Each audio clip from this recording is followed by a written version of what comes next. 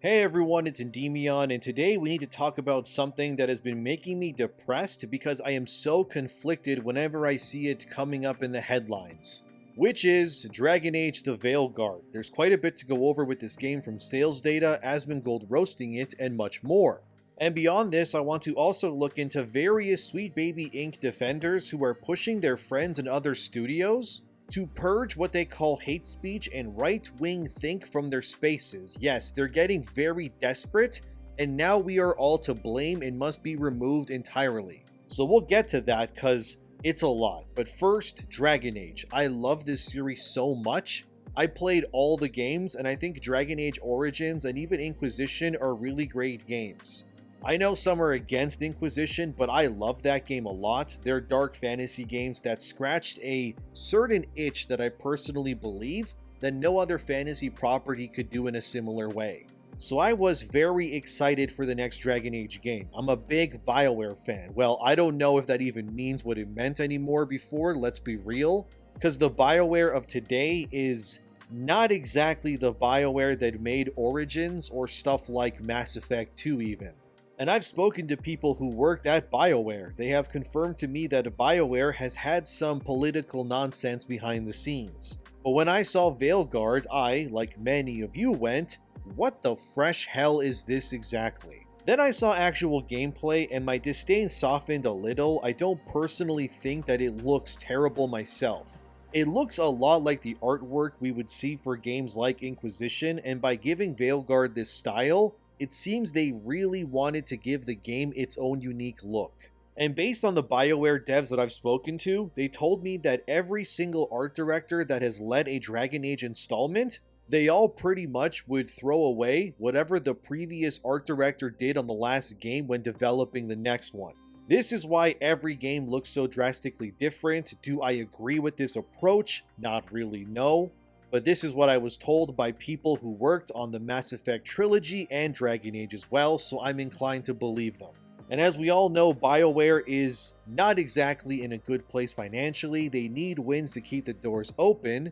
And so far, well, it doesn't look that way. From that Park Place comes this rumor which states, Dragon Age the Veilguard's retail pre-order sales are piss poor. This rumor comes from a YouTuber named Dr. Disaster, who said in one of their videos on Veilguard, I have an acquaintance in the retail world, someone who runs 9 stores that sells video games.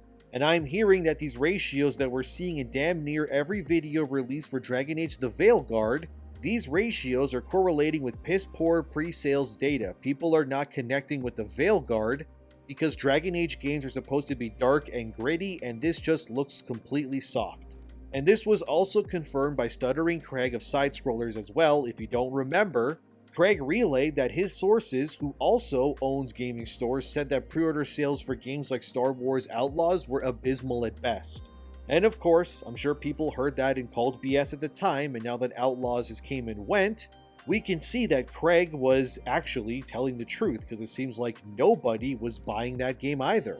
By the way, Craig also stated during that same time that Assassin's Creed Shadows was also selling like dog water in pre-order sales as well. So if that game ends up fumbling the bag and bombing as well, we now know that what Craig and Doc Disaster are saying here has a lot more credence behind it than initially believed. Craig also echoed what Doc Disaster was saying as well, claiming that Veilguard was not even reaching Astrobot levels of pre-orders, and no shade at Astrobot. I love that game, I platinumed it recently and I enjoyed the hell out of it, but the reason why this is such a bad revelation for Dragon Age is because if Dragon Age Veilguard is tracking lower than Astrobot in pre-orders, this is terrible considering Astrobot only came out on PS5 as of the making of this video. I'm sure it'll come to PC eventually. And Veilguard is coming out on PS5, Xbox, and PC. So to have such a wider net of people to cater to, and you're being beaten by a 15-hour charming platform in pre-orders, who only has about 33% the marketing space that you did, yeah, this is not a good thing, fellas. I mean, it may not all be doom and gloom for Veilguard. It is number 14th right now on the PlayStation Store for pre-orders, and the more expensive version with some DLC add-on outfits is sitting at number 20 respectively as well. But again, the game comes out at the end of October 2024, and these numbers are still worrying considering how much is riding on this game succeeding. Because for someone like me, who is a mega BioWare fan and knows these games' worlds inside and out, I don't look at Dragon Age Veilguard doing poorly as a one-off thing. BioWare is one studio, with apparently 2 teams at the very least. One is doing Dragon Age, obviously, and the other is doing the next Mass Effect. And if Veilguard bombs, which it could very well do unless BioWare somehow runs damage control before this all spins out completely, this failure could affect the Mass Effect revival if not entirely ruin it, and then just close BioWare completely.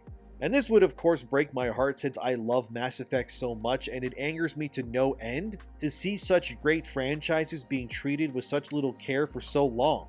BioWare hasn't released anything since Anthem, if you can believe it. It's been 7 years since their last release. I guess you could say the Mass Effect Legendary Edition, but those are remasters, but I digress. And I know Electronic Arts, which owns BioWare, is likely standing over them with a revolver to the back of their head, waiting to see whether they can produce a win or not. And personally, I think BioWare being a part of EA is terrible to begin with, because EA churns out sports titles every year, which likely makes more than BioWare could ever hope to produce. And those sports titles release, like I said, every year, so comparing a studio that takes 7 years to make one game, and the profit is likely nowhere near what their annual sports titles will make, yeah, it's a recipe for complete studio shutdown oblivion. Of course, even Asmongold went ahead and gave his take on Veilguard in his video titled, "Who's Excited for This Game?", where he spends the entirety of the video looking disdained and annoyed over Veilguard's presentation. And he even compares it to Concord at one point, claiming that Veilguard looks worse than Concord did. I don't personally agree with that. I think Veilguard looks interesting at the very least. Concord, however, yeah, that looked painfully generic and pointless, we can all agree on that. But the way I look at Dragon Age is the same way I kinda look at Baldur's Gate 3. I've seen a lot of people say that Veilguard will be woke as hell, which I cannot confirm, nor deny, since it obviously isn't out yet. However, I think comparing it to Baldur's Gate 3 is a good comparison since both games are player choice driven RPGs with customizable parties and loads of quests and such. I've also seen quite a few people try to use Baldur's Gate 3 as a gotcha against Gamergate 2, stating that how can you reasonably be against identity politics while also enjoying a game like BG3, which is in their words, woke as hell. And my response to that, which I hope coincides with Veilguard, is simple. These games are not the industry norm clearly, because it takes a lot of effort to actually give players all of these choices. And when I played Baldur's Gate 3, my game was about as traditional an experience as you could get. I romanced Lae'zel, and there was little to no pandering whatsoever. My experience with Baldur's Gate 3 was not woke whatsoever, but this is because the game, like I said, was player-driven by design. The game was in a unique position where it could offer both a traditional RPG experience to those who wanted it, or it could be the most identity politically driven gay bonanza, but that's based on your own choices. And that was the point. It was your choice if you wanted to go down that route. Most games these days, of course, they don't allow for those choices to be given to the player. Instead, largely speaking, they are chosen by the developers instead. Look at Suicide Squad. Nobody wanted to blow Batman's brains out, but Rocksteady made it happen anyways. This is why whenever I see someone try to use Baldur's Gate 3 as some gotcha, it doesn't actually work. Because player choice is the key differing factor here, and I think, or I would hope anyway, that Veilguard is going to be similar in this regard as well. If Veilguard truly is like other Dragon Age games before it, then the pandering and whatnot, that will only go as far as you, the player, allow it to go. Which means it could be the gayest game ever made, but it could also be the most based and traditional as well, but that is all up to you and your player choices. Now, of course, this also comes down to another deciding factor, which is, well, pretty much everything else that's outside of your control. What I mean by this is the characters you can control. Are they going to be pandering morons, or will BioWare be smart enough to not go down that route and actually make good side characters? I am worried that we'll be seeing something like Horizon Forbidden West levels of females in power all over the game, which if you played Forbidden West, almost every single character in a position of power is a woman except maybe like 2. I'm not kidding, it was ridiculous. And I am hoping this doesn't end up becoming the case with Veilguard, because of every time I come into contact with some military personnel, and it's some butch woman with giant muscles, I'm going to become the Joker in real time, fellas. So could Veilguard be not woke? Maybe, if BioWare is smart enough to allow this to be controlled like it was in Baldur's Gate 3. Will it though? I'm not so sure just yet. I want to give them the benefit of the doubt for now, as I do most things, but once I unfortunately get proven right, I can't help but say it how it is. And believe me, if Veilguard fails, it will disappoint no one more than me, dear viewer. Because I'm a Dragon Age mega fan. The amount of times I've beaten games like Origins alone is insane, dude. I've 100%ed Origins on Xbox, and I 100%ed Inquisition on PlayStation 4. I would honestly love for a remaster of Origins 2, and hell, even a lazy remaster of Inquisition would be fine if it meant I got to play it again. Because those are genuinely great games. Well, Dragon Age 2 was fine, but not amazing. There's a whole list of reasons as to why DA2 wasn't as good, mostly due to the fact that EA tried to turn BioWare into an annual studio like their sports titles, which is why DA2 is how it is, because the game barely had any dev time. But anyways, circling back to Asmongold, he has some things to say, so here's but a bit of his video, and yeah, just watch. Everybody is super excited to see this game. It's been 10 long years. Well, that's a good start. Been 10 long years since Dragon Age Inquisition, and the expectations for the next game in the series, Dragon Age the Veilguard, seem impossible. A full decade, a bevy of behind-the-scenes changes, and an interesting start to its marketing campaign made me a little worried for my most highly anticipated game of the year. This guy looks so f***ing ugly and who the f*** thought this was a good idea to make a character that looks this way? This is the dumbest looking character in the entire game. Like, why would you do this? I admire you. When you've been through would break most people. But one of my biggest concerns, based on early previews, was that it could be headed in the direction of being a linear action game. Jesus Christ, look at that. I can't wait to play this. Action game, rather than its more open world predecessor. And curiosity, but mostly relief, to wave many of those concerns goodbye. How can you look at this and think that it's good? How could you do this? It covered a wide smattering of things, including the incredibly expansive character creator. Veilguard covered a wide smattering of things, including the incredibly expansive character creator, the introductory quests, a faction mission, and a companion quest a little deeper into the game. But I was mostly pleased with my ability to just explore Northern Thedas and all its gorgeously designed glory. Yeah, I mean, Asmongold has some points, but I guess at least that very weird Kunari character is a custom character. So thank God you don't have to look like that at least. I just have a bad feeling about this game, man. I'm so conflicted. I love Dragon Age. I do want to try it because I feel as if I owe myself to experience something I've been waiting so long for. And maybe if I do try it, I can actually form an opinion that sees if it ends up being like Baldur's Gate 3 or not, where you can have a normal based experience without the nonsense, but I also get the creeping feeling that Veilguard will also be one of those games that are going to be the prime punching bag material to be made into hour-long critiques by all the YouTubers explaining why it's so wrong too. I will be trying the game, mostly because I want to form my own opinion, and believe me guys, if the game ends up being ass, no one will be burying this game into a grave deeper than yours truly. Because I love Dragon Age so much. I love that world and its characters, and if BioWare ends up making a terrible sequel here, I will ascend my own mortal coil, and I will become the dark god of rage myself. I really hope it ends up being a pleasant surprise. We end up with another great RPG experience, but everything being presented here is like tonal whiplash for someone like me. At times I go, oh, that looks good, and then I go, oh, that doesn't look good, and it's that feeling constantly, man. I guess I'll see when it releases, but if you were to ask me what I wanted in a sequel to Inquisition, it was pretty much a mixture of Origins and Inquisition.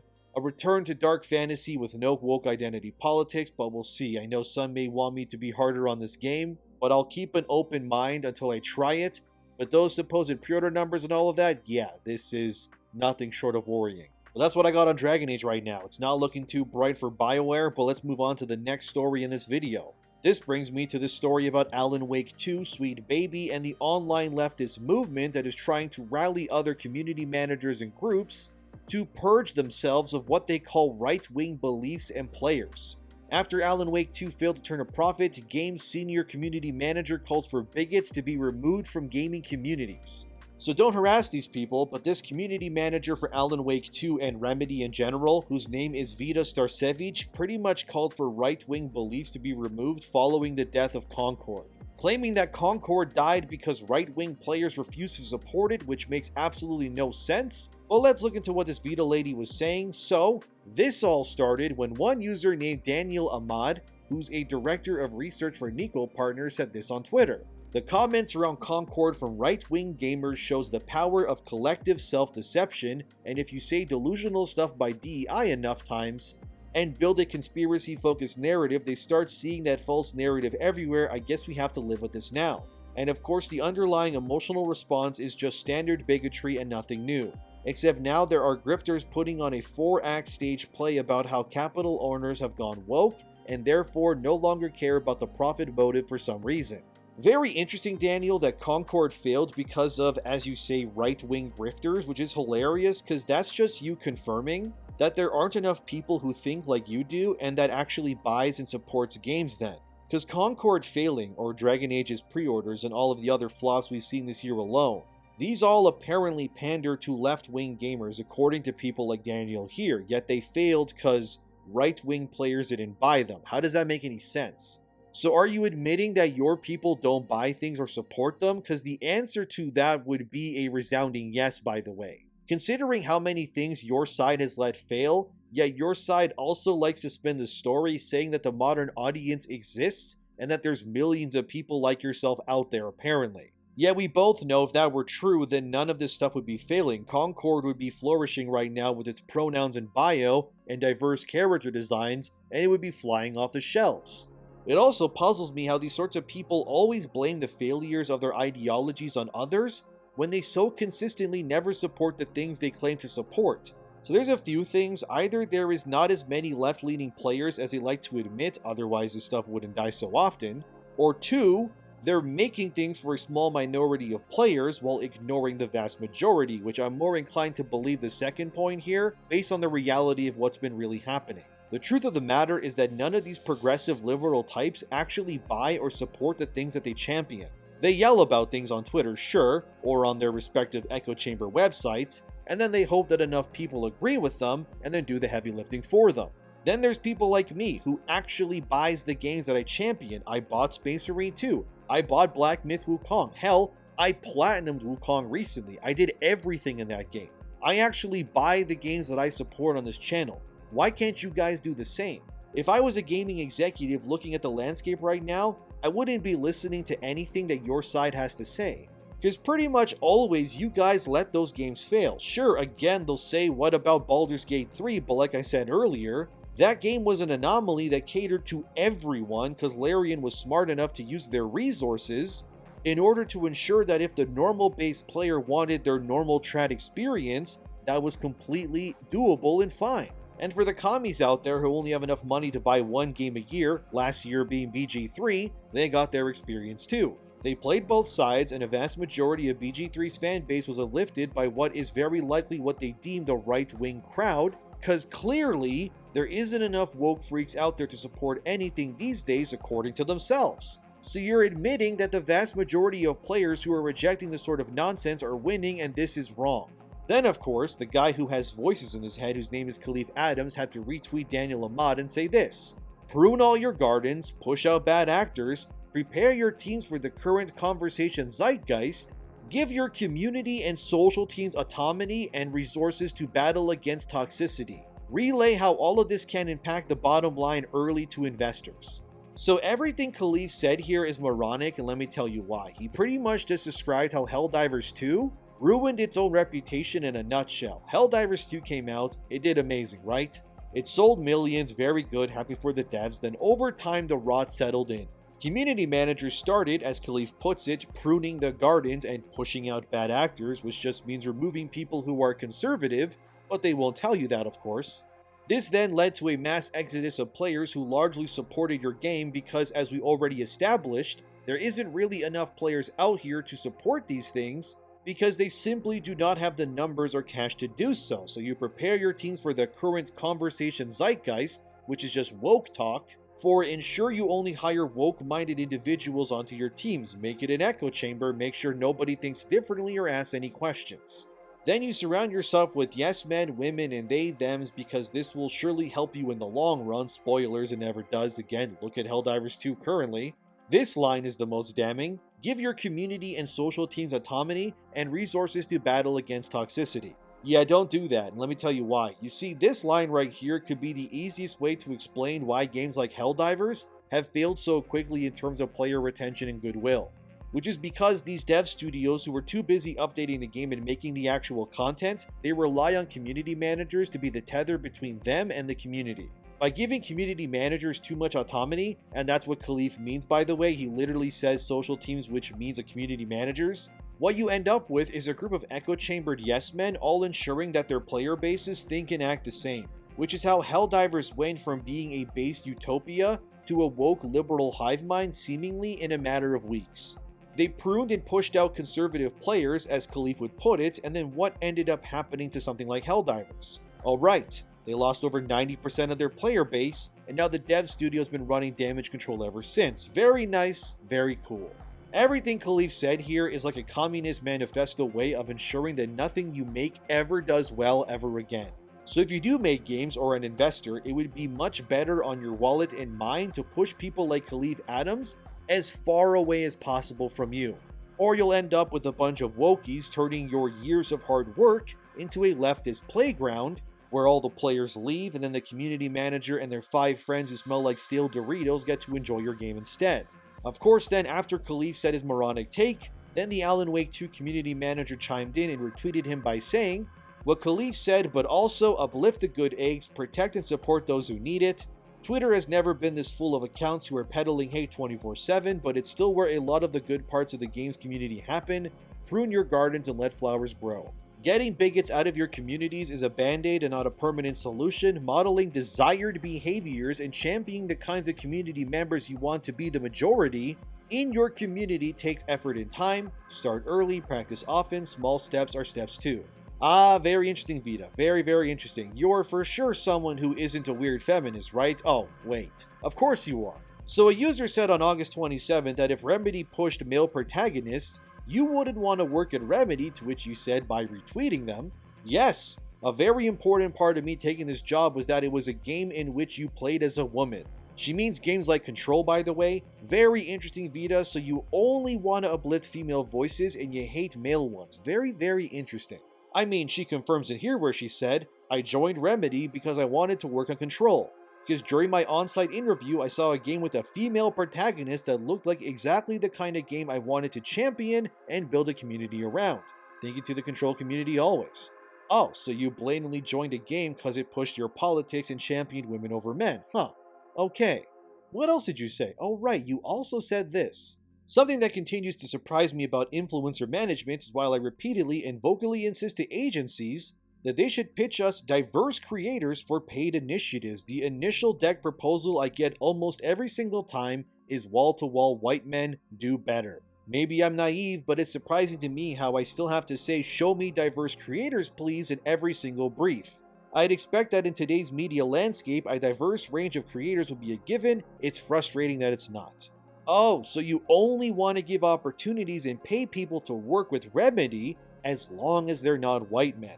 This is the person Remedy has hired to champion their games, a studio founded by literal white men themselves? This has got to be a hating kink or something, man. This is so pathetic. No wonder Alan Wake 2 still hasn't turned a profit. What a terrible game, dude. Oh, and by the way, we're not done with Vita. She also said more stuff like, "I'm saying this with respect for all my fellow devs and hope they come to this space with only good intentions in their hearts, but to me, the what a game dev looks like hashtag might not need quite as many white men participating. We know that's what game devs look like." Ah, so you also don't want white men making games either, even though Remedy, like I said, was founded by white men themselves. By the way, you wouldn't even have a job or have food on your table without the selfless work and visions of the white men you so clearly despise. But she keeps going. "The first Pride was a riot. Companies aren't your allies. Capitalism isn't your friend. And no kind of consumption under it can be ethical. Ask what brands who post rainbows in June are doing for their LGBTQ+ employees the other 335 days. Give gay people your effing money. Well, this lady person, they, them, I don't know, man, but they're not even hiding their politics or thoughts whatsoever. But we got one more example here which reads, all I do at work is befriend everyone on the writing team so I can tell them to make every character gay every time it's feasible to bring up, more often than you think. If you think this isn't about you affectionately, yes it is, it's called direct action. Well, thanks Vita for proving us right in literally every single regard with posts like this.